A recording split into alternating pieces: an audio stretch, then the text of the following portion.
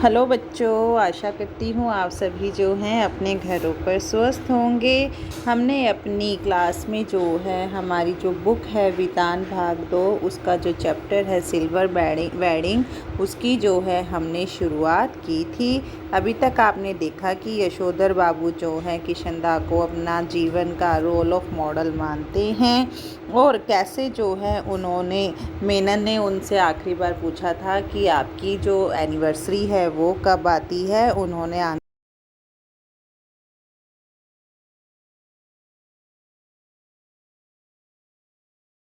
तो आगे शुरू करते हैं अपने चैप्टर को। मेनन ने फ़ौरन हिसाब लगाया तो चहक कर बोला, many happy returns of the day sir. आज तो आपका सिल्वर वेडिंग है, शादी को पूरे 25 साल हो गए हैं। मेनन ने जब देखा सुना तो उसने तारीख की ओर देखते हुए हिसाब लगाकर कहा कि आपकी शादी को 25 साल हो गए हैं। यशोधर जी खुश होते हुए झेपे और झेपते हुए खुश हुए, मतलब उन्हें सुनकर जो है थोड़ा अजीब लगा और वो खुश भी हुए। यह उन्होंने किशनदा से सीखी थी। चड्डा ने घंटी बजाकर चपड़ासी को बुलाया, कहा, सुन भाई भगवान दास। चपड़ासी का नाम क्या था? भगवान दास। बड़े बाबू से बड़ा नोट ले, मतलब बड़े बाबू से एक बड़ा नोट ले ले और सारे सेक्शन के लिए चाय पानी का इंतज़ाम कर, मतलब उन्हें चाय पानी नाश्ता करवाओ। यशोधर जी बोले, अरे ये वेडिंग एनिवर्सरी वगैरह सब गोरे साहबों के चोचले हैं, हमारे यहाँ थोड़ी मनाते हैं। मतलब यशोधर बाबू जी जो है पार्टी देते हुए चाय पानी के लिए थोड़ा सा हिचकिचा रहे थे और उन्होंने कहा कि यह अंग्रेज़ों की रीत है।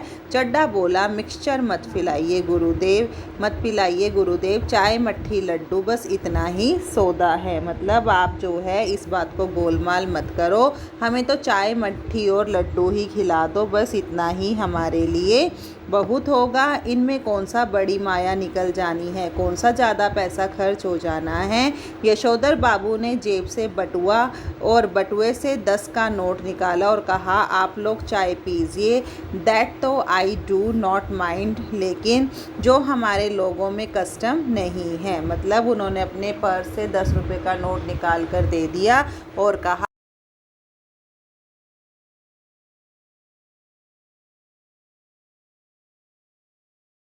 संस्कारों के खिलाफ है, उस पर इंसिस्ट करना that me somehow improper find करता हूँ। अगर आप लोग मुझसे इस बात के लिए ज़बरदस्ती करते हैं तो मुझे यह बात थोड़ी सी अच्छी नहीं लगती है।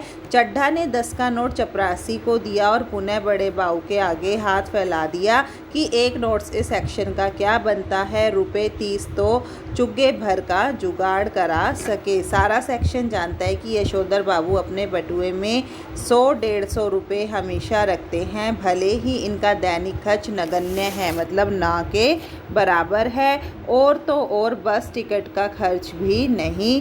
गौल मार्केट से सेक्रेटेरिएट तक जाने तक पहले साइकिल से आते जाते थे, इधर पैदल आने जाने लगे हैं क्योंकि उनके बच्चे जो है आधुनिक युवा यानी के बड़े हो गए हैं और उन्हें पिता का साइकिल सवार होना जो है बिल्कुल भी अच्छा नहीं लगता है।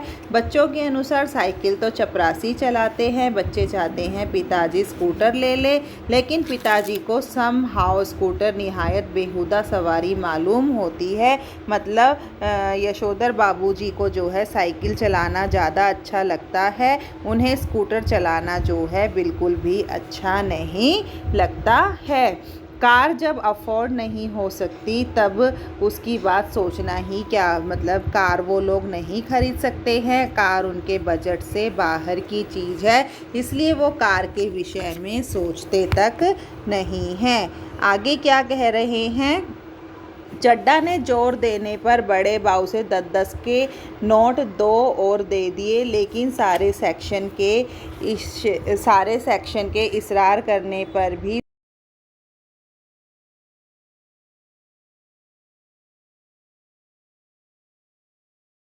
पर जो है 2 नोट और दे दिए यशोधर बाबू ने। और जब सेक्शन वालों ने उन्हें रुकने के लिए कहा तो वो सिल्वर वेडिंग की पार्टी के लिए नहीं रुके। माथत लोगों से चलते चलते थोड़ा हंसी मजाक कर लेना किशनदा की परंपरा में है।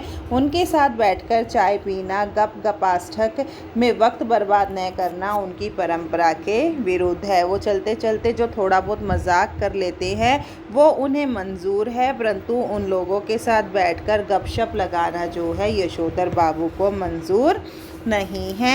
इधर यशोधर बाबू ने दफ्तर से लौटते हुए रोज़ बिड़ला मंदिर जाने, उनके उद्यान में बैठकर कोई प्रवचन सुनने का, स्वयं ही प्रभु का ध्यान लगाने की नई रीत अपनाई है। यशोधर बाबूजी जब ऑफिस से वापस जाते थे तब वे जो है बिड़ला मंदिर जाते थे और बिड़ला मंदिर के बाग में बैठकर जो है वो प्रवचन सुनते थे, प्रभु का ध्यान लगाते थे। यह बात उनके पति बच्चों को अच्छी बहुत अखरती थी, मतलब उन्हें यह बात अच्छी नहीं लगती थी। बप्पा आप कोई बूढ़े थोड़ी ना है, उनके बच्चे कहते थे पिताजी, वो उन्हें क्या कहते थे प्यार से, बब्बा कहते थे कि बब्बा आप अभी बूढ़े नहीं हुए हैं जो रोज़ रोज़ मंदिर जाते हैं, इतने ज़्यादा व्रत करें ऐसा कहते हैं वे। यशोधर बाबू इस आलोचना को अनसुना कर देते हैं। सिद्धांत के धनी की किशनदा के अनुसार यही निशानी है। ये सब भी जो है यशोधर बाबू ने किशनदा से सीखा था। उनके बच्चों का उनका मंदिर जाना, ज़्यादा व्रत करना जो है बिल्कुल भी अच्छा नहीं लगता था। बिड़ला मंदिर से उठकर यशोधर बाबू पहाड़गंज जाते हैं और घर के लिए साग सब्जी खरीद लाते हैं।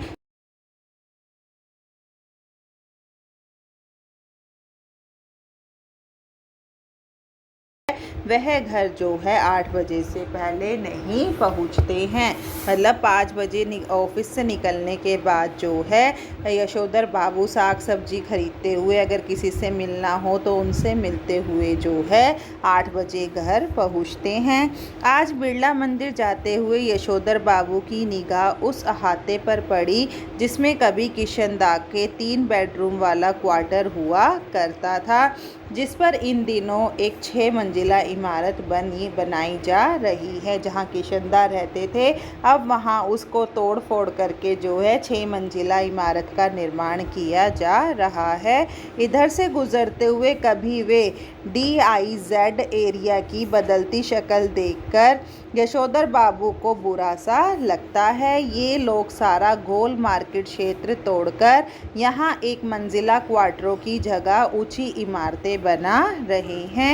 यशोधर बाबू को पता नहीं कि वे लोग ठीक कर रहे हैं या गलत कर रहे हैं। उन्हें यह ज़रूर पता है कि उनकी यादों के गोल मार्केट के ढहाए जाने का गम मनाने के लिए उनका इस क्षेत्र में डटे रहना निहायत ज़रूरी है।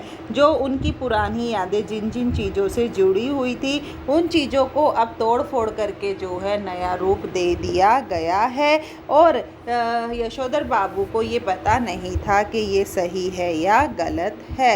उन्हें एंड्रयूज़गंज, लक्ष्मी नगर, पहाड़, पंडारा रोड आदि नई बस्तियों में पद की गरिमा के अनुरूप D2 टाइप क्वार्टर मिलने की अच्छी खबर कई बार आई, मगर हर बार उन्होंने गोल मार्केट छोड़ने से इनकार कर दिया। मतलब उन्हें हर बार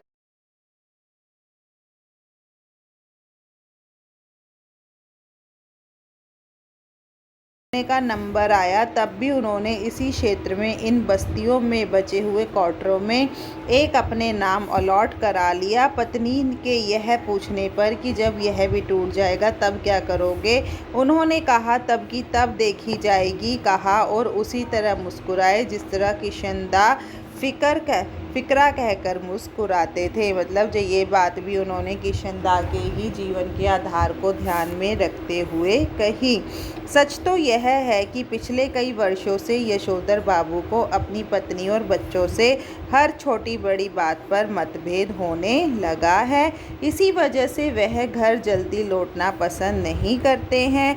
जब तक बच्चे छोटे थे तब तक उनकी पढ़ाई लिखाई में मदद कर सकते थे, क्योंकि अब उनके बच्चे जो हैं वो बड़े हो गए थे, वो नई पीढ़ी के थे, इसलिए उन्हें जो है पिता का स्वभाव जो है इतना अच्छा नहीं लगता था, क्योंकि वो चाहते थे कि जो पुराना समय है उसे भूलकर अब वो नए समय के अनुसार अपना जीवन व्यतीत करें।